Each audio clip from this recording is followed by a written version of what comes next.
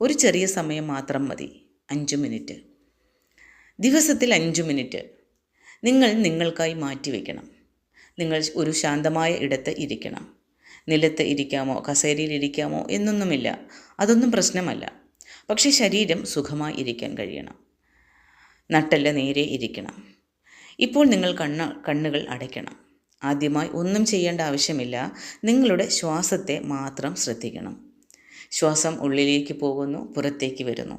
നിങ്ങൾ അതിനെ നോക്കുന്നത് മാത്രം മതി.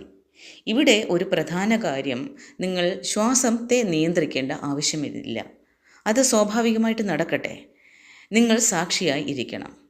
ഇപ്പോൾ കുറച്ച് നിമിഷങ്ങൾക്കകം നിങ്ങൾക്കൊരു കാര്യം മനസ്സിലാകും. നിങ്ങളുടെ മനസ്സ് നിൽക്കുന്നില്ല.